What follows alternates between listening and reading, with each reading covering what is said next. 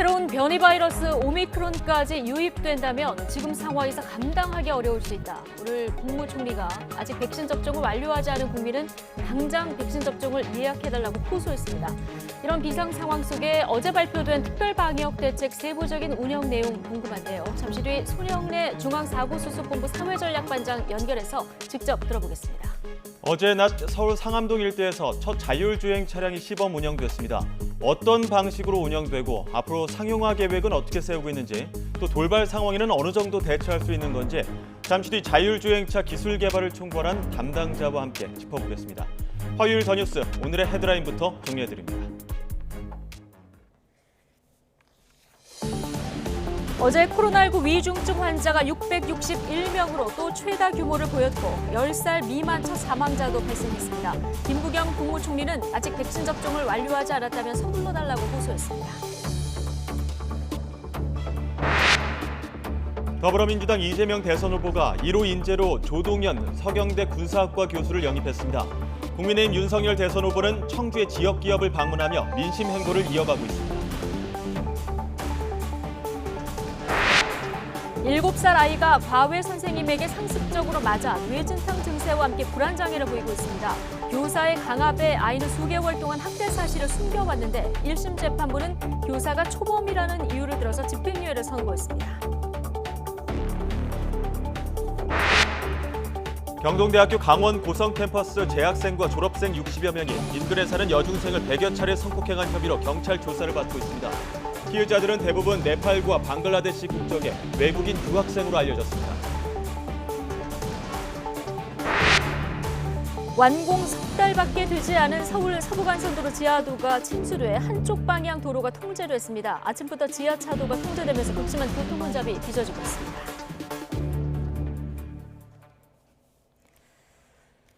네, 코로나 소식부터 알아보겠습니다. 서울 노량진 수산시장에서 올해 세 번째 집단 감염이 발생해 관련 확진자가 500명에 육박하고 있습니다. 시장 측은 긴급 대책회의를 열어 종사자들이 주기적으로 코로나19 검사를 받도록 하는 등 고강도 예방 조치를 내놨는데요. 시장뿐 아니라 병원과 요양시설 등 수도권 곳곳에서 집단 감염이 이어지고 있습니다. 자세한 소식 현장 취재기자 연결해 들어보겠습니다. 김철희 기자. 네, 서울 노량진 수산시장 앞 선별진료소에 나와 있습니다. 예, 집단 감염이 잇따라 발생해서 상인들 근심도 좀 클 것 같은데요. 시장에 찾아가는 선별진료소가 설치됐다고요? 그렇습니다. 비가 오는 궂은 날씨 속에도 검사를 받으려는 상인들 발길이 이어지고 있는데요. 이곳 시장 앞 선별진료소는 아침 8시부터 운영이 시작됐습니다. 선별진료소 관계자는 낮 1시까지 500명 정도가 검사를 마쳤다고 말했습니다. 이곳에 다시 선별진료소가 설치된 건 노량진 수산시장에서 다시 집단 감염이 발생했기 때문입니다. 감염 규모가 심상치 않자 지난 28일 수협중앙회가 긴급 대책회의를 열고 시장 종사자 전체를 대상으로 주기적 코로나19 검사를 하기로 했는데요. 확진자가 나온 층 근무자는 매일, 나머지 상인도 이틀에 한 번 검사해 음성이 나와야 출근할 수 있습니다. 시장에서는 음성 결과를 확인할 수 있는 배지도 지급하고 이를 보여야 출입할 수 있도록 했습니다. 이처럼 고강도 대응에도 불구하고 확진자는 계속해서 늘어나고 있습니다. 오늘 0시 기준으로 서울시 관내 확진자만 전날보다 12명이 증가한 479명이었습니다. 이 가운데 종사자가 대부분을 차지하지만 방문자와 가족, 지인 등으로도 감염이 확산했습니다. 또 처음 감염이 시작된 경매시장뿐만 아니라 소매시장까지 감염이 퍼져 우려가 커지고 있습니다. 방역당국은 환기가 잘 안 되는 지하시설의 특성, 그리고 시장 내 공동이용시설이 많은 점 등을 확산 이유로 꼽고 있습니다. 이와 별도로 농수산물 도매시장인 서울 가락시장에서도 지금까지 300명 가까운 확진자가 나왔는데요. 김장철과 연말 대목을 앞두고 시장발 집단 감염이 이어져 상인들의 한숨도 깊어지고 있습니다. 네, 수도권 지역도 감염 취약시설 중심으로 집단 감염이 계속되고 있다고요? 그렇습니다. 병원이나 어르신 돌봄시설, 감염 취약시설을 중심으로 수도권 지역 집단 감염이 계속해서 이어지고 있습니다. 서울 강남구 소재 병원에서도 지금까지 36명이 감염됐고요. 서울 성북구 소재 병원에서도 21명, 서울 종로구 소재 어르신 돌봄시설에서도 12명의 확진자가 나왔습니다. 정부도 초기 접종 완료자인 60대 이상 고령층의 돌파 감염이 증가 추세에 있고 병원, 요양원 등 감염 취약시설에서 집단 감염이 이어지고 있다고 밝혔는데요. 따라서 고령층 미접종자 접종과 추가 접종을 활성화하는 방안을 찾고 고령층 보호 대책도 마련할 방침입니다. 지금까지 서울 노량진 수산시장 앞에서 YTN 김철입니다. 네, 코로나19 신규 확진자는 휴일 영향이 반영되면서 3,000명대 초반으로 줄었지만 화요일 발표 기준으로 보면 여전히 가장 많은 수치입니다. 위중증 환자도 661명으로 최다를 기록했고 10살 미만 첫 사망자도 나왔습니다. 취재기자 연결합니다. 신현준 기자. 네, 신현준입니다. 네, 위중증 환자 수 또 역대 최다인데다가 10세 미만 첫 사망자가 나온 부분도 좀 걱정인데요. 자세한 현황 정리해 주시죠. 네, 오늘 0시 기준 신규 확진자는 3,032명입니다. 휴일 검사 건수 감소 영향으로 전날보다 270명 넘게 줄었지만 화요일 발표 확진자로는 첫 3,000명대로 역대 최다입니다.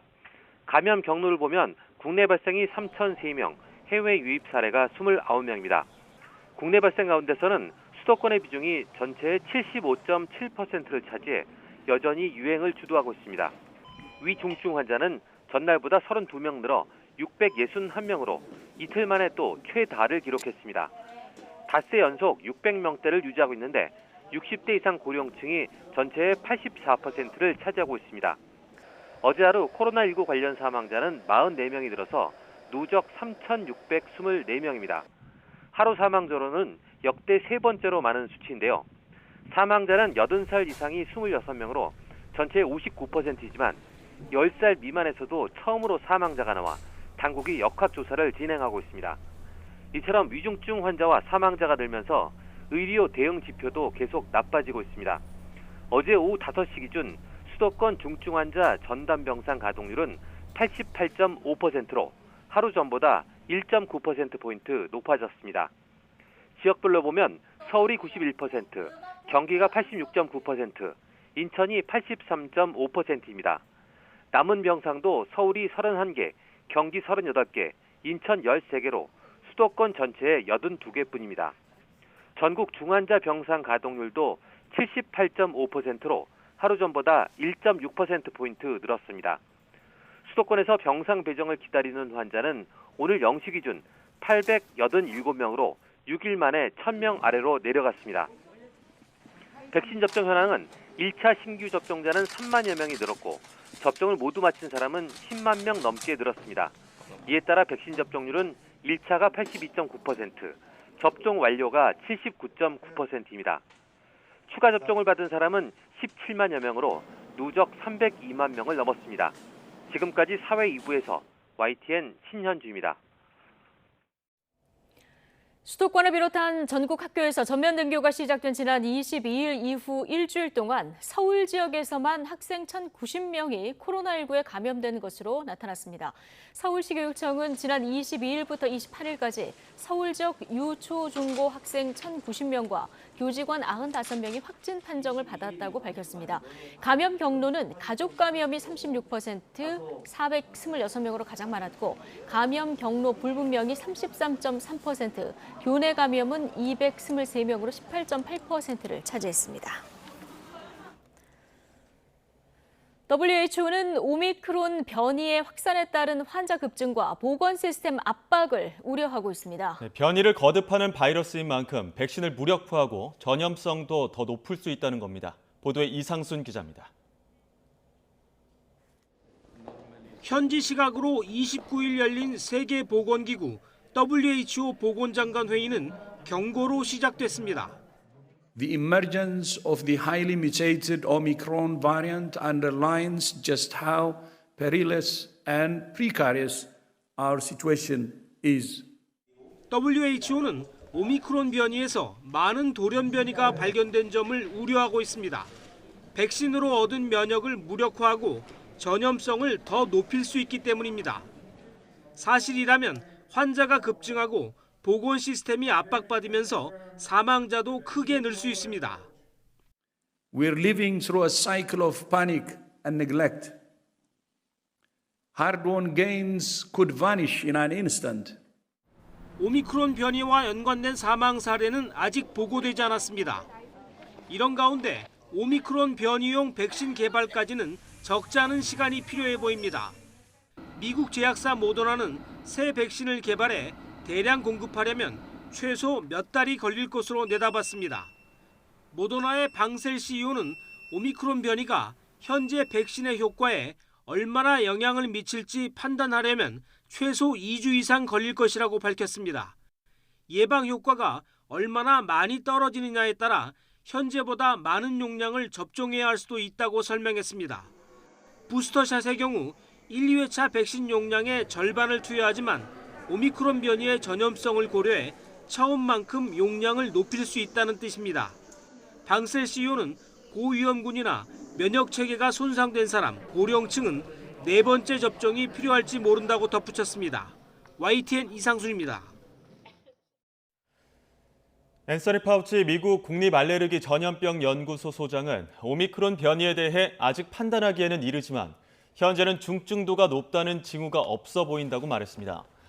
파우치 소장은 현지 시각 29일 CNN 방송과의 인터뷰에서 이같이 밝혔습니다. 파우치 소장은 또 오미크론이 미국에서 지배적인 변종으로 부상할 것으로 보느냐는 질문에는 모르겠다며 그 때문에 남아공의 추세를 살피고 있다고 말했습니다. 그러면서 남아공 감염병 학자들이 일주일 전후로 오미크론의 중증도가 어느 수준인지 확인할 수 있다고 알려왔다고 전했습니다.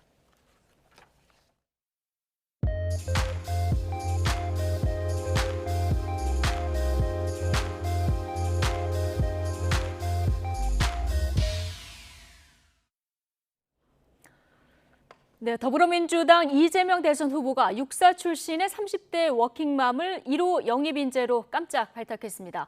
이 후보는 청년과 미래를 강조하면서 영입 배경을 밝혔는데요. 자, 국회로 가보겠습니다. 최하연 기자. 네, 국회입니다. 예, 자 1호 영입 인재 이력이 상당히 독특한데요. 구체적으로 어떤 인물입니까? 네, 조동현 신임 공동상임선대위원장, 1982년생 30대 워킹맘이자 육군사관학교를 졸업한 국방 전문가, 그리고 우주항공 전문가이기도 합니다. 앞서 여고생을 광주선대위 공동위원장으로 발탁한 데 이어 이 30대 여성 전문가를 중앙선대위 사령탑에 파격 영입했습니다. 이 후보는 영입 배경을 설명하며 청년과 미래를 강조했습니다. 젊은 청년 세대들의 문제가 곧 우리 사회의 문제 그 자체입니다. 반성을 넘어서서 책임을 져야 될 때가 됐습니다. 앞으로 우리가 미래로 나아가고 경제가 성장하고 공정한 질서가 유지되는 그런 사회, 합리적인 사회로 가야 합니다. 조 공동상임선대위원장은 송영길 대표와 함께 투톱으로 선대위를 이끌게 됩니다. 이어 이 후보는 잠시 뒤 창업지원 공간을 방문해 예비 창업자들과도 만납니다. 이 경제 대통령이 되겠다고 약속한 만큼 경제 소통 행보에 나선 건데요. 이 자리에서 제조업 혁신과 혁신 창업의 필요성을 강조할 전망입니다. 이와 함께 오늘 저녁에는 대선 후보로 선출된 뒤 처음으로 예능 프로그램에도 출연합니다. 네, 지금 충청에 내려가 있는 윤석열 후보 일정은 잠시 뒤에 현장 연결해서 들어보고요. 자, 국회 상황 좀 볼 텐데 내년도 예산안을 두고 여야 그리고 당정이 지금 막판 진통이라고요? 네, 오늘이 국회 예산결산특별위원회 차원에서 예산안을 심사하는 법정 시한입니다. 현재 민주당은 이재명 후보의 대표 공약인 지역화폐 예산 증액에 힘쓰고 있는데요. 정부안은 6조 원인데 이를 올해 수준인 21조 원 이상 확대 발행하자고 요구하고 있습니다. 이를 위해 윤호중 원내대표가 홍남기 경제부총리와 만나 협의했지만 입장차만 확인한 채 결론을 내지는 못했습니다. 지역화폐와 소상공인 지원 예산을 늘리자는 당의 요구에 정부가 난색을 표한 건데요. 잠시 들어보시죠. 국민들께서 많이 원하시고 계시고 소상공인들에게 효과가 입증이 됐잖아요. 그렇기 때문에 당에서는 최대한 두텁게 하자라는 이야기이고 재정당국에서는 그 규모 면에 있어서 조금 여기에 국민의힘은 민주당이 이재명 표 증액만 고집한다며 예산안 심사 보이콧을 경고했습니다. 또 코로나19 상황 속에 의료계 지원이나 소상공인과 자영업자의 직접 지원은 제대로 담기지 않았다고 지적했는데요. 이에 따라 예결위 차원에서 오늘 내년도 예산안을 의결할 수 있을지는 미지수입니다. 만약 예산안을 의결하지 못할 경우 정부안이 본회의에 자동으로 부의됩니다. 다만 국회의장이 교섭단체 대표와 협의한 뒤 여야는 수정안을 제출할 수 있는데요. 국회 내년도 예산안 처리 법정 시한은 다음 달 2일까지로 남은 이틀 동안 여야가 합의를 이끌어낼 수 있을지 주목됩니다. 지금까지 국회에서 전해드렸습니다. 국민의힘 윤석열 대선 후보는 2박 3일 동안 충청 지역 순회 일정을 소화하고 있습니다. 어제 세종과 대전에 이어서 오늘은 청주를 방문해 지역 민심을 훑고 있는데요. 현장에 나가 있는 취재기자 연결해보겠습니다. 김승환 기자. 네, 충북 청주에 있는 회사 앞에 나와 있습니다. 네, 자 윤석열 후보 오늘은 어떤 일정을 소화하는 겁니까?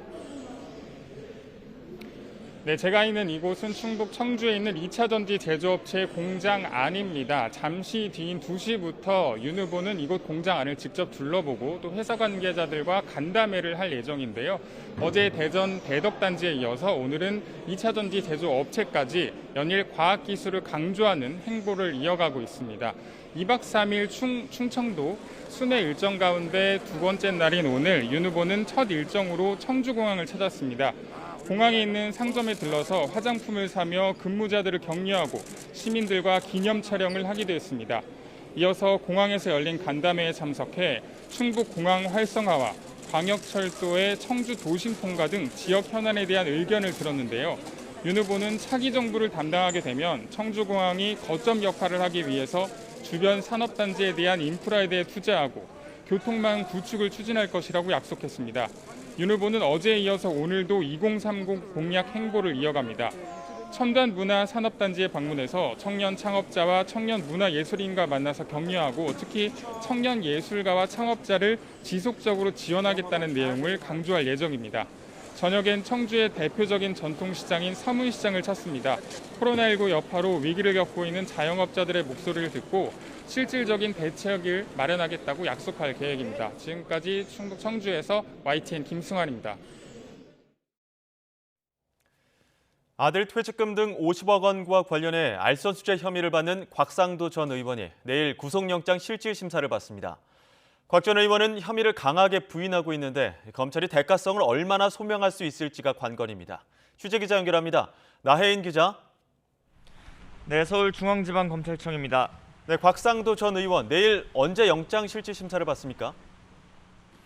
네, 곽 전 의원은 내일 오전 10시 반부터 서울중앙지방법원에서 구속 전 피의자 신문을 받습니다. 혐의는 특정경제범죄법상 알선수재입니다. 보통 금융기관 임직원의 직무와 관련해 알선을 해주고 이익을 얻은 사람을 처벌할 때 적용됩니다. 검찰은 지난 2015년 화천대유가 참여한 하나은행 컨소시엄이 무산될 위기에 처하자 화천대유 대주주 김만배 씨 부탁을 받은 곽 전 의원이 하나은행 측에 영향력을 행사했다고 보고 있습니다. 하나은행이 화천대유 컨소시엄에 남도록 알선해주고 그 대가로 곽 전 의원 아들이 화천대유에서 퇴직금 등 명목으로 50억 원을 받았다는 겁니다. 다만 영장에는 알선 대가로 세금 등을 제외한 25억여 원을 적은 것으로 전해졌습니다. 과거 대법원 판례를 보면 알선 수재액은 세금 등을 빼고 실제 지급받은 금액을 기준으로 하기 때문입니다. 곽 전 의원은 혐의를 전면 부인하고 있습니다. 구체적으로 어떤 부탁을 받고 누구에게 청탁했다는 건지 드러나 있지 않다며 법정에서 무고함을 밝히겠다고 전했습니다. 아들이 받은 성과급과 관련해 국민께 불편을 끼쳐드려 송구하다고도 했는데 50억 원이 성과급일 뿐이라는 기존 입장을 고수했습니다. 곽 전 의원의 구속 여부는 내일 밤늦게 결정될 것으로 보입니다. 아들이 화천대유에서 거액을 받은 건 사실인 만큼 실제 곽 전 의원의 알선이 있었는지 50억 원이 그 대가인지 검찰이 소명하는 게 관건입니다. 곽 전 의원 자택과 하나은행 압수수색 관련자 조사에서 얼마나 의미 있는 증거를 확보했을지 지켜볼 대목입니다. 영장 결과에 따라 박영수 전 특별검사나 권순일 전 대법관 등 50억 클럽으로 지목된 다른 인사들 수사도 영향을 받을 것으로 보입니다. 지금까지 서울중앙지검에서 전해드렸습니다. 전국적으로 아파트 매매와 전세 시장 모두 양극화 수준이 통계를 집계한 이후 가장 심각해진 것으로 나타났습니다. KB국민은행 자료를 보면 이번 달 전국 아파트의 5분위 배율은 매매 9.3, 전세는 7.4로 집계됐습니다. 이는 2008년 12월 관련 조사를 진행한 이후 가장 높은 수치입니다. 은행 이자가 석 달 이상 밀린 비율을 의미하는 부실채권 비율이 지난 9월 말 기준으로 또다시 역대 최저를 기록했습니다. 금융감독원에 따르면 9월 말 기준 국내 은행의 부실채권 비율은 전분기 말 대비 0.03%포인트 하락한 0.51%로 잠정 집계됐습니다. 이 비율은 지난해 3분기부터 5분기 연속 최저 기록을 경신하고 있습니다. 부실 채권은 11조 9천억 원으로 2분기 말보다 2.3%에 달하는 3천억 원이 감소했습니다. 아침부터 내린 비에 서울 서부간선도로 지하도가 침수돼 지금 이 시각까지 한쪽 방향 도로가 전면 통제되고 있습니다. 배수 펌프가 작동하지 않아 빗물을 빼지 못했는데 출근길부터 지금까지도 차량 정체가 급심한 상황입니다. 현장에 취재기자 나가 있습니다. 정현우 기자. 네, 서울 서부간선도로 일찍 방면 지하도 앞에 나와 있습니다. 네, 차량 통제가 시작된 지 6시간도 넘었는데 아직도 운행이 재개되지 않고 있다고요? 네, 그렇습니다. 제 뒤편에 있는 게 지하도인데 지하도 안쪽으로 들어가는 차량들은 모두 다 통제가 되어 있는 상황입니다. 도로 안쪽 CCTV를 보면은 지금도 발목 정도까지는 물이 고여 있는 모습을 볼 수가 있었습니다. 아침 7시쯤부터 이곳을 지났던 시민 설명에 따르면 지하도 초입에서부터 물이 보일 정도로 침수 상황이 심각했었다고 합니다. 지금도 지하도 안쪽에선 살수차들이 안에 있는 물을 빼내는 작업이 한창 진행 중입니다. 당분간은 지하도가 통제될 것 같다는 게 현장 관계자의 설명입니다. 지금도 지하도에 못 들어가는 차들은 옆 지상 차선으로 우회 조치되고 있습니다. 아침 7시 20분에 시작된 통제는 6시간 넘게 이어지고 있습니다. 출근 시간대 교통마비가 특히 심각했는데 이곳에서부터 3km 가량 떨어진 성산대교 넘어서까지 정체가 빚어졌습니다. 침수 원인은 지하차도 배수펌프 오작동입니다. 지하도 안에선 배수펌프 18개가 들어오는 물을 빼게 돼 있는데 펌프를 움직이는 설비가 오작동해 물이 계속 찬 것 같다는 설명입니다. 관리소는 오늘 퇴근 시간 전까진 신속하게 해당 설비를 고칠 계획이라고 합니다.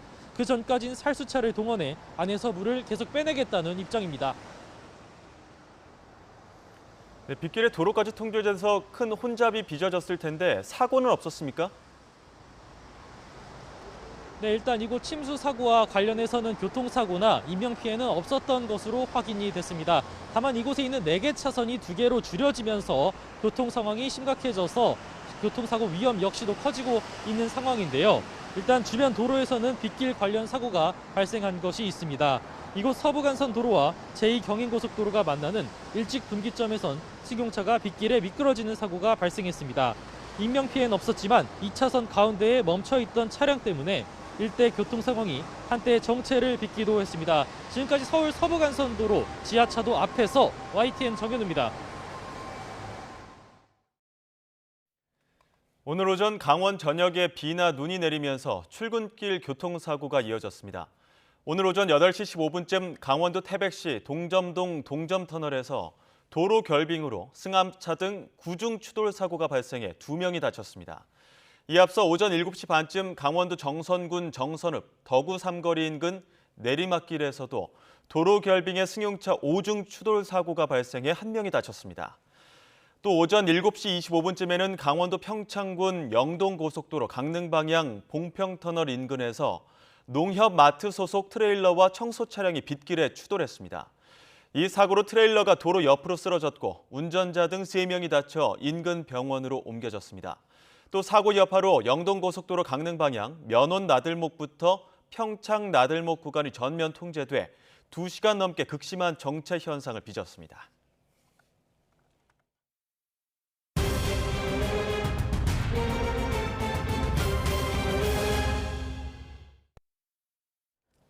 네, 정부가 일상회복 2단계 전환을 유보하고 4주간 특별 방역 대책을 시행하기로 했습니다. 모든 확진자는 재택 치료를 원칙으로 하고 추가 접종 대상을 확대하는 것이 핵심인데요. 우려도 적지 않습니다. 자, 손영래 중앙사고수습본부 사회전략반장 연결해서 자세한 이야기 직접 들어보겠습니다. 자, 손 반장님 나와 계십니까? 예, 안녕하십니까? 예, 연일 너무 고생 많으시죠? 예, 아닙니다. 예. 자, 어제 그 특별 방역 대책이 발표됐는데 세부적으로 좀 궁금해하시는 부분들이 있어서 이걸 하나씩 좀 질문을 드리겠습니다. 예. 예. 자, 가장 일단 눈에 띄는 부분은 재택 치료가 불가능한 경우를 제외하고 모든 확진자에게 이제 재택 치료가 원칙이 되는 건데요. 이전하고 구체적으로 어떤 점이 바뀌는 겁니까? 예, 지금 그 코로나19 확진자의 한 80% 정도는 무증상 또는 경증 환자들입니다. 그러니까 지금까지는 저희가 재택 치료를 원하는 분들에 한해서 재택 치료를 제공해 드렸다 그러면 이제는 좀 의료 체계의 효율화와 의료 자원을 좀 더 효율적으로 활용하기 위해서 재택 치료를 기본으로 하되 입원 필요성이 있는 분들을 입원시키는 쪽으로 원칙을 좀 변경하겠다고 하는 것입니다. 예. 자, 그런데 집에 머물면서 치료를 하는 게 안전할까? 자, 우려도 적지 않은 이런 상황인데 재택 치료를 하게 되면 어떤 방식으로 이루어지는 겁니까? 예, 우선 증상이 좀 있으시거나 위험성이 있으신 분들은 저희가 재택치료 대상으로 분류하지 않고 당연히 병원에 입원 치료를 하는 쪽으로 가게 될 겁니다. 예. 그러니까 이게 현재 증상이 없으시거나 혹은 위험성이 없다고 판단되는 분들을 중심으로 재택치료를 하게 되고요. 또 재택치료를 한다 하더라도 외국처럼 그냥 집에서 대기하시는 게 아니고 예. 저희가 이제 재택치료 물품을 보내드리고 예를 들면 산소 포화도를 측정하는 장비나 체온계 등을 제공해 드릴 거고 하루에 2번 정도 치료 의료기관의 의료진들이 이런 이 건강 상태를 모니터링을 하면서 좀 상담을 하게 될 겁니다. 그렇게 해서 그런 가운데 혹여나 만약에 좀 증상이 있어서 검사가 필요하거나 혹은 추가적인 치료가 필요하면 거기에 대해서는 또 치료를 받을 수 있는 의료기관으로 오시게 해서 뭐 엑스레이를 찍는다든지 혹은 항체 치료제 같은 치료제를 투입하는 식의 치료도 함께 이루어지게 됩니다. 아, 그렇군요. 체온계라든가 해열제 이런 거 다 제공을 하고 산소 포화도 같은 것도 이 측정기를 제공하셔서 직접 이제 환자가 측정을 하게 되는 이런 시스템이 되는 거군요. 예, 그렇습니다. 간단하게 측정할 수 있게 되어 있어서 예를 들면 이제 산소 포화도 같은 경우는 혹시 90 이하로 떨어지지 않는지 혹은 발열이 나지 않는지 등등을 손쉽게 측정할 수 있게 해드리고 또 그걸 계속 모니터링 한다는 계획입니다. 예. 자, 반장님, 근데 재택 치료 도중에 뜻하지 않은 응급 상황이 발생할 이 경우를 가장 경계해야 되지 않겠습니까? 어떤 증상이 있으면 조금 조심해야 되겠다, 좀 주의를 해야 될까요? 일단 아주 드물지만 급격하게 폐렴이 진행되는 상황이 아주 드문 경우 있을 수 있습니다. 예. 보통은 이제 전조 증상으로서 호흡기 쪽에 기침이나 이런 증상이 심해지거나 발열이 나오면서 그런 증상들이 나올 수 있는데 이제 그런 증상이 있을 때 연락을 주시면 혹은 저희가 주기적으로 모니터링하는 가운데 그런 게 발견된다 그러면 거기에 대해서는 119 구급차가 바로 출동하는 체계를 갖추고 있습니다. 예. 그래서 저희가 발견할 수도 있고 혹은 그런 증상이 있어서 이 관리 의료기관 쪽에 연락을 취하시면 필요한 경우 119 구급차가 가서 환자를 이송하게 됩니다. 예. 이 재택치료 환자분들이 응급 상황을 좀 대비해서 응급 전용 병상도 조금씩 준비를 하는 게 있기 때문에 만약에 응급 상황이라 그러면 신속하게 이송을 해서 그 전용 병상에서 바로 처치를 받을 수 있도록 현재 준비를 하고 있는 중입니다. 예, 그 응급 시에 병원 이송하고 전용 병상을 이용하는데 크게 문제가 없다 이런 말씀이신 거죠? 예, 그렇습니다. 예. 자, 근데 1인 가구가 아니라면 집에 동거인도 보통은 있을 텐데요. 자, 이들도 같이 다 자가격리를 하게 되는 겁니까? 예, 보통 집에 동거인이 있으실 경우에는 그 치료 기간 중에서는 함께 좀 격리를 하셔야 되는 거고요. 예. 뭐 치료를 하면서 같이 좀 감염될 가능성이 있기 때문에 다만 보통 이제 치료를 저희가 7일 정도로 보고 이후에 한 3일 정도도 경과한 채를 하는데 그 기간이 지나면은 이 환자분뿐만 아니라 동거인도 함께 이 격리를 하게 되게 됩니다. 아, 그런데 이제 같이 생활하다 보면은 감염 가능성도 있을 텐데 동선을 분리하기 어려운 집 구조를 가진 집도 많지 않겠습니까? 좀 유의할 점이 있다면요. 예. 예. 그런 경우에 대해서는 저희가 생활치료센터 쪽에 이제 입소를 권유하게 될 겁니다. 예. 주거 환경을 좀 따져서 이게 예를 들면 화장실이 몇 개인지라든지 분리가 가능한지 가족 구성원상 또 위험한 분이 혹시 계시진 않는지 가족 구성 규모가 큰지 등등을 좀 따져서 재택치료가 좀 하는 경우 동거인의 감염이 우려된다라고 판단되면 그 경우에는 저희가 생활치료센터 쪽에 격리 관리를 하는 쪽으로 전환할 예정입니다. 예, 알겠습니다. 자, 재택치료 확대는 병상 문제 해결을 위한 일종의 고육지책으로 이렇게 평가가 되고 있는데, 자, 이미 수도권 병상 가동률 83%를 넘어선 상황에서요. 병상 확보 측면에서는 어느 정도 좀 숨통이 트일까요? 일단 이 재택치료 지금 저희가 이 의료체계의 원칙은 종전까지는 코로나19 환자는 의료기관이나 혹은 준의료기관적 성격을 가지고 있는 생활치료센터에 입원 관리를 시키면서 모두 관리를 한다는 개념으로 운영되고 있습니다. 네. 근데 그렇다 보니까 아까 처음에 말씀드린 것처럼 한 80%에 달하는 무증상 경증 환자들도 이제 생활치료센터라고 하는 의료 인력을 배치하고 의료 자원을 할애해야 되는 시설 쪽에서 관리를 하게 되니까 전체적으로 저희 의료 체계가 자꾸 분산돼서 활용되는 좀 문제가 있습니다. 그러니까 이렇게 재택치료가 좀 활성화되기 시작하면 저희가 오히려 중환자 중심의 의료 체계에 의료 역량 등을 집중시킬 수 있기 때문에 그런 측면에서는 전체적으로 의료 역량을 중환자 쪽에 할애하는 데 도움이 될 거라고 판단하고 있습니다. 예. 또 하나 좀 장기적으로 볼 때는 결국 일상회복 시기 이렇게 코로나와 함께 일상회복을 할 때 확진자 증가는 다소 불가피하기 때문에 이제는 정말 이 모든 환자들을 무증상 경증 환자까지도 입원을 원칙으로 한 의료 체계로 관리하는 것은 현실적으로 좀 불가능하다고 판단하고 네. 있습니다. 알겠습니다. 그렇기 때문에 이제 재택 치료를 주요하게 이제 불가능한 경우를 제외하고는 확진자에게 이제 재택 치료가 원칙이 되게 방침을 바꾸셨고, 이 재택 치료 중심의 의료 체계 전환과 더불어서 지금 추가 접종도 성인 전체로 지금 확대가 됐는데요. 자, 반장님, 그러면 이제는 세 번째 접종이 추가 접종의 개념이 아니라 이게 기본 접종이라고 이해하면 되는 건가요? 예, 이제부터는 그렇게 강조하셔도 될 것 같습니다. 예. 어제 저희가 이제 질병관리청에서 발표한 게 모든 국민들에 대해서 5개월 이후에 5개월 간격의 추가 접종을 권고하게 돼서 현재 60세 이상은 4개월 간격으로, 그리고 60세 미만의 이 모든 국민들은 5개월 간격으로 추가 접종을 권고하게 됐습니다. 예. 그래서 지금 추가 접종은 이제 일종의 기본 접종의 한 3차 접종 정도로 생각을 하시는 게 더 타당할 것 같습니다. 그러니까요. 근데 연세가 있으신 분들 중에서 2차 접종까지는 하는데 나는 추가 접종은 안 하겠다 이런 분들도 이제 꽤 계신 것 같아서요. 뭔가 이 추가 접종률을 좀 높일 방안에 대한 고민도 필요해 보이는데요. 어떤 대책들을 좀 세우고 계십니까? 예, 일단 아무튼 이 적극적인 안내와 홍보가 제일 중요하다고 보고 있는 중입니다. 현재 접종을 받으시고 60세 이상은 4개월 정도가 지나면 면역력이 좀 떨어지는 상황이라 돌파 감염이 상당히 나오고 있어서 전체 고령층 확진자 중에 한 80%는 이 돌파 감염에 의한 확진자입니다.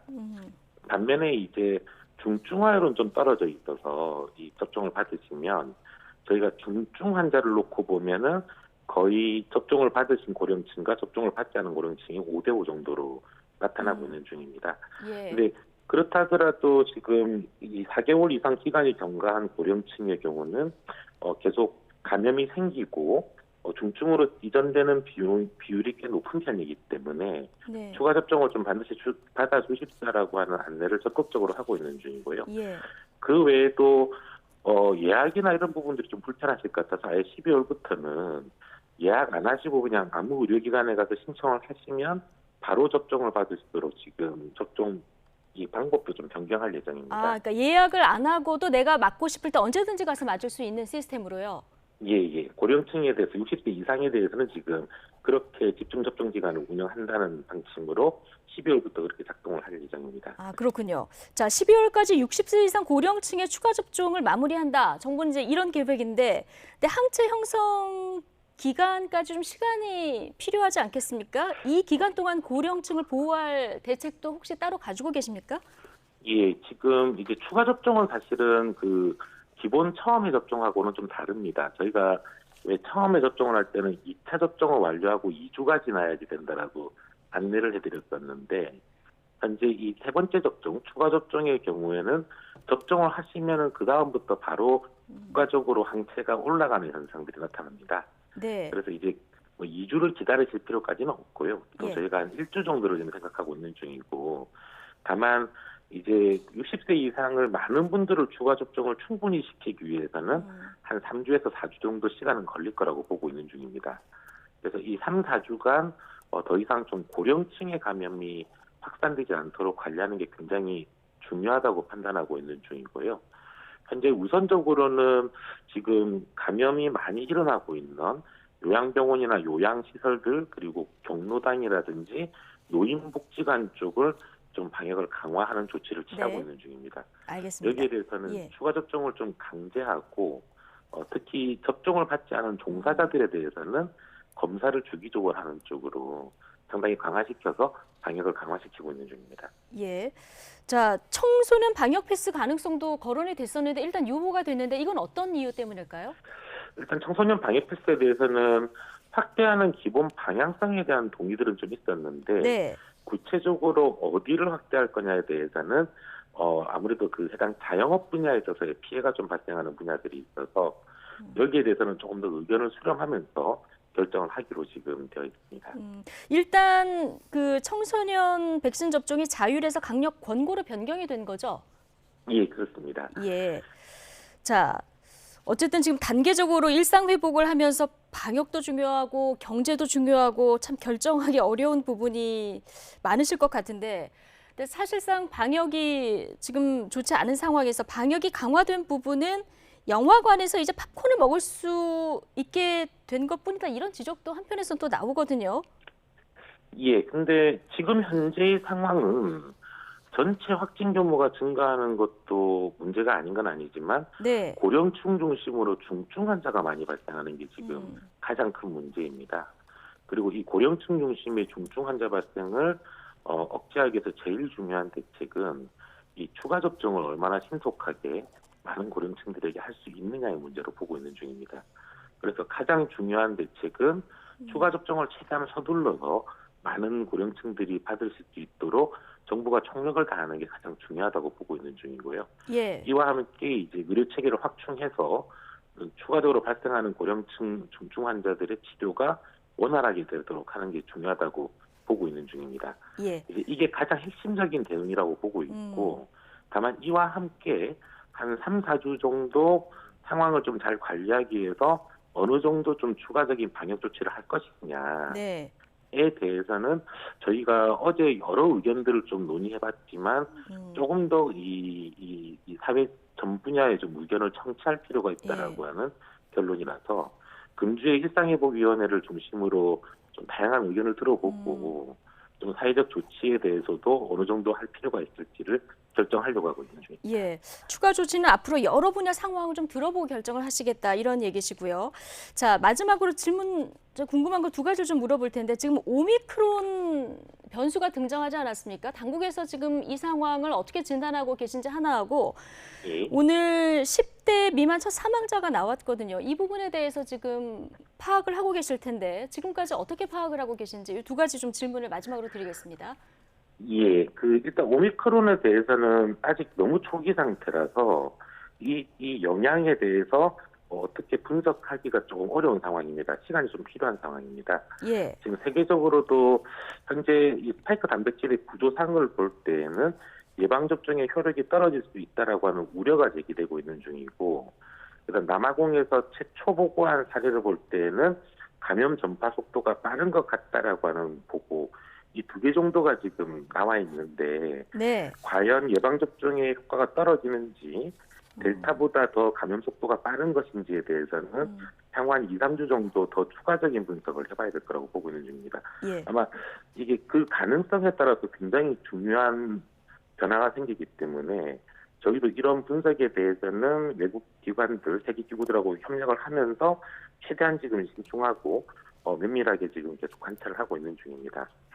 그리고 10대 이하 그 사망건에 대해서는 지금 너무 아직은 초기 상태라서 네. 제가 상황을 지금 보고받고 파악하고 있는 중이라서 아마 예. 그 부분들은 조금 정리가 되면 제가 다시 한번 발표를 좀 해드릴 수 있을 것 같습니다. 그럼 아직까지는 직접 사망 원인으로 이렇게 완전히 확정하기는 좀 어려운 부분이 있는 겁니까? 지금 저희가 초기 보고를 받았고 거기에 대해서는 다시 상황을 파악하고 있는 중이라서 예. 현재 제가 지금 가지고 있는 정보로 딱 뭐라고 명료하게 말씀드리기가 좀 어려울 것 같고 네. 아마 하루 정도 더 좀 이 상황을 저희가 파악을 하고 아마 내일이나 공식적으로 제가 말씀드릴 수 있을 것 같습니다. 예. 알겠습니다. 여기까지 듣겠습니다. 손영래 중앙사고수습본부 사회전략반장과 함께했습니다. 오늘 고맙습니다. 예, 감사합니다.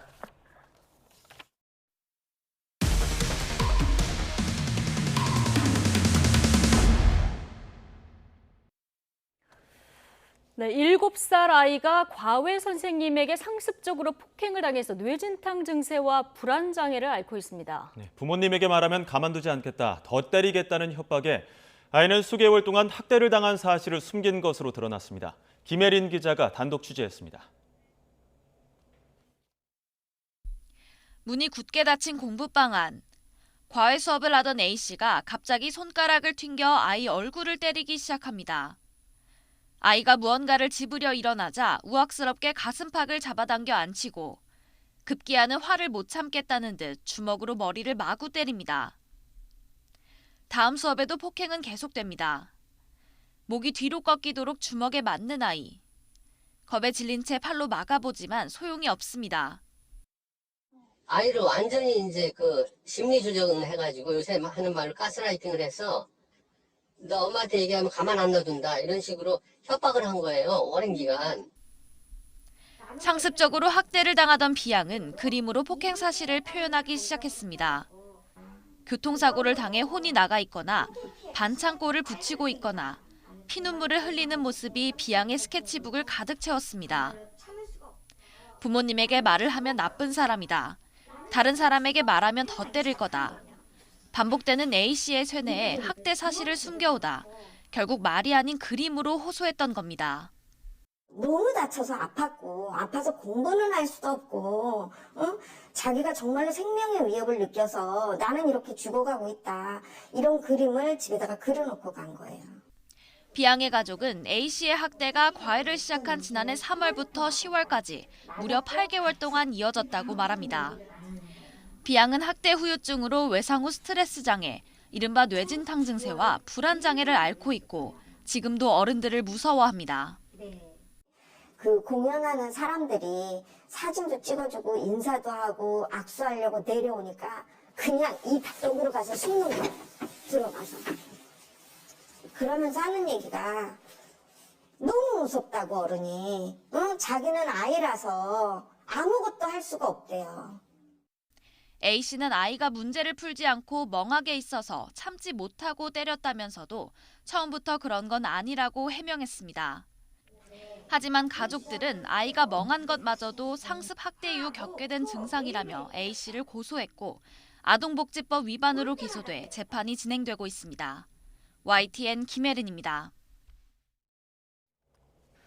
네, 강원도 고성에 있는 한 대학교에 다니는 외국인 유학생과 졸업생 수십 명이 무더기로 경찰 조사를 받고 있습니다. 인근에 사는 중학생 1명을 불러내 100여 차례 넘게 성폭행한 혐의를 받고 있는데요. 경찰은 이 유학생들을 출국 금지하고 수사하고 있습니다. 지환 기자가 보도합니다. 최근 경동대학교 강원 고성 캠퍼스 재학생과 졸업생 60여 명이 성범죄 피의자로 무더기 입건됐습니다. 이들은 지난해 12월부터 최근까지 인근에 사는 중학생 A양을 100여 차례 불러내 성관계를 맺은 혐의를 받고 있습니다. 혐의는 의제 강간과 성매수입니다. 피의자는 대부분 네팔과 방글라데시 국적 외국인 유학생으로 알려졌으며 유학생 집단 사이 떠도는 소문을 듣고 미성년자인 A양에게 접근한 것으로 경찰은 보고 있습니다. 피해 사실은 지난 8월 A양이 학교에서 담임교사와 상담하는 과정에서 드러났습니다. 강원경찰청은 600여 명 재학생과 졸업생을 전수조사한 뒤 피의자들을 특정했습니다. 실제 경동대의 경우 외국인 유학생 입학 전형을 인터뷰와 면접 없이 하는 등 적정하지 않게 진행해 지난 6월 교육부 감사 처분을 받기도 했습니다. 학사 관리라든지 이런 건 굉장히 엄격하게 잘 해왔거든요. 생활 관리도 그렇고. 근데 솔직히 이제 이게 다 이제 학교 외부에서 벌어진 일인데. 학교 측은 사건이 불거진 후 입건된 재학생들의 퇴학 처분을 검토하고 있습니다. 경찰 역시 해당 학생들의 출국을 금지했습니다. YTN 지환입니다. 어제 낮 서울 상암동 일대에 첫 자율주행 운송수단이 시범 운영했습니다. 한 달 정도 무상 운행을 하다가 내년부터는 일반 버스처럼 유료로 운영한다고 하는데요. 어떤 모습일까요? 화면으로 보시죠. 일반 승용차 위에 카메라가 여러 개 달려있죠. 저게 바로 자율주행차의 눈입니다. 서울 상암도로 일대를 시원하게 달리는데요. 첫 승객은 오세훈 서울시장이었습니다. 자율주행차라고 해서 운전석을 비워두는 건 아닙니다. 현행법상 운전석에는 만약의 사태에 대비해 운전자가 앉아 있어야 한다는데요. 하지만 보시는 것처럼 운전자는 두 손 모두 핸들을 잡지 않고 있습니다. 차량 속도도 저속 주행만 하는 건 아닙니다. 최대 도로 규정 속도대로 운행이 가능합니다. 천천히 가는 것 같아서 이렇게 빨리 가는 거는 난 처음 은근히 걱정되는데.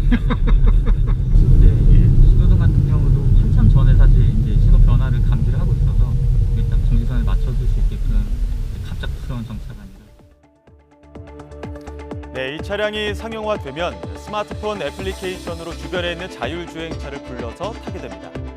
일단 한 달 정도 무료로 운행하며 서비스를 보완한 뒤 내년 1월부터 돈을 받는데요.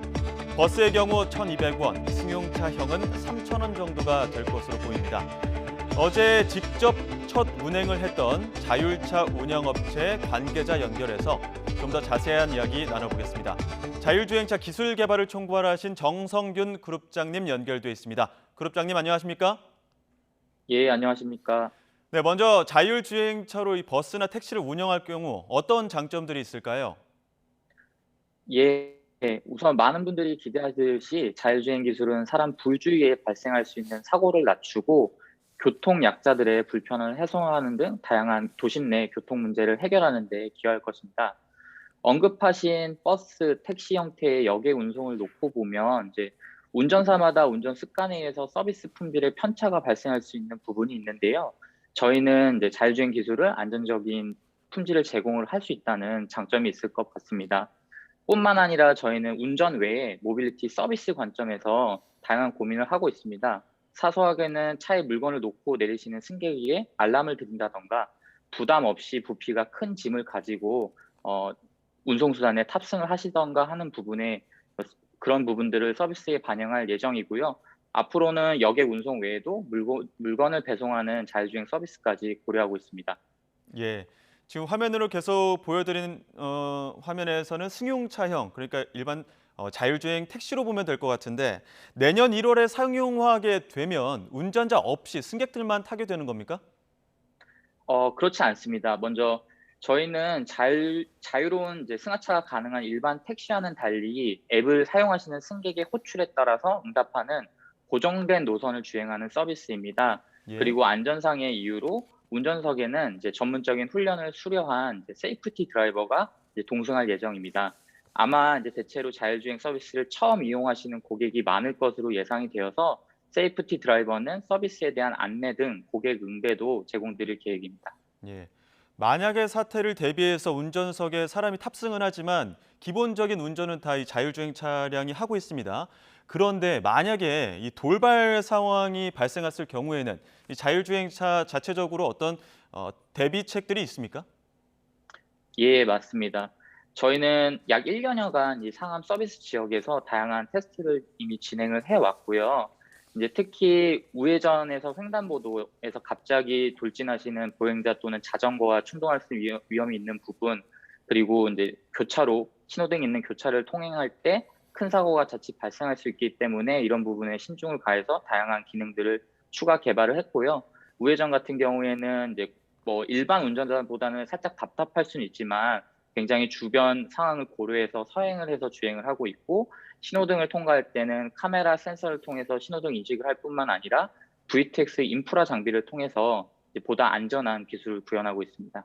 예, 돌발 상황에 대비할 수 있는 설계가 돼 있다는 말씀이신데 만약의 사태에 대비해서 지금 사람도 탑승을 한다는 말씀을 앞서 해주셨습니다. 만약에 그런 사태가 발생했을 때 빠르게 수동으로 전환하는 것도 가능한 겁니까? 예, 맞습니다. 앞서 설명드린 이제 세이프티 드라이버들이 즉각적인 반응을 하실 수 있도록 이제 총 3가지 방법으로 자율주행 모드에서 수동 운전 모드로 전환이 가능합니다. 이제 핸들에 일정한 힘을 가하거나 또는 엑셀 브레이크 페달을 밟으면 즉각적으로 이제 자율주행 모드에서 수동 모드로 전환이 됩니다. 예, 안전한 운행이 무엇보다 중요할 텐데 만에 하나 사고가 날 경우 이게 운전석에 앉아 계신 관리자의 책임인가 혹은 차량 제조업체의 책임인가 논란이 있을 수 있는데요. 이 부분은 또 보험과도 관련이 있다고 하는데 어떻게 정리가 되어 있습니까? 네, 굉장히 어려운 질문을 주셨는데요. 네. 저희가 기술을 개발하는 입장에서는 이제 사고가 발생하지 않도록 최선의 노력을 기울이고 있다는 점을 먼저 말씀드리고 싶고요. 예. 이제 자율주행은 여러 가지 기술이 이제 복합되는 응용 기술이라 어느 한쪽에 과도한 책임은 좀 어렵습니다. 그래서 이제 이거는 이제 시간을 들여서 사회적인 합의가 진행이 되어야 될 거로 생각을 하고 있고요. 만에 하나 사고가 발생하는 경우에는 재발 방지를 위해서 이제 원인 분석을 면밀하게 할 수 있도록 저희가 주행 기록을 이제 지속적으로 하고 있고, 이제 현재는 이제 유상 운송 그리고 자율주행 운송에 대한 보험 특약이 가입이 되어 있는 상황이고요. 자체적인 사고 대응 매뉴얼도 마련한 상태입니다. 예. 아무래도 지금 승객과는 앱을 통해서 연결이 되고 또 알고리즘을 통해서 운행되다 보니까 이 해킹에 대한 걱정도 있거든요. 이런 부분은 어떤 방지책이 있습니까? 예, 저희가 이제 제공드린 탭 모바일 앱 같은 경우에는 난독화, 위변조 방어, 리버싱 방지 같은 다양한 보안 기술이 이미 적용이 되어 있고요. 클라우드 서버와 이제 암호화 통신 기법으로 통신을 하기 때문에 네트워크 조작이나 도청 공격을 방어할 수가 있습니다. 이제 자율주행 기술 역시도 이제 다양한 보안 기술이 적용이 되어 있어서 외부의 해킹 공격을 차단하고 안전한 자율주행 기능을 제공드릴 수 있습니다. 예. 마지막으로 이 자율주행 운송 수단을 타게 될 승객분들께 당부 말씀 한마디 부탁드리겠습니다. 네, 아마 새로운 서비스 형태라서 생소하실 수도 있고 어떻게 보면은 신기한 놀이기구처럼 이제 생각이 드실 수도 있을 텐데요. 저희는 이게 연구 개발에서 멈추지 않고 우리 실생활 속에 자율주행 기술을 녹여서 좀 더 실용적인 기술을 개발하는 목표를 가지고 있습니다. 특히 이제 서비스를 이용하시는 고객들의 그런 현장에서 주시는 피드백을 반영해서 이제 자율주행 기술과 서비스 품질을 점진적으로 개선해 나가도록 노력하겠습니다. 네, 감사합니다. 네, 여기까지 듣도록 하겠습니다. 지금까지 정성균 그룹장과 이야기 나눴습니다. 오늘 말씀 고맙습니다. 네, 감사합니다.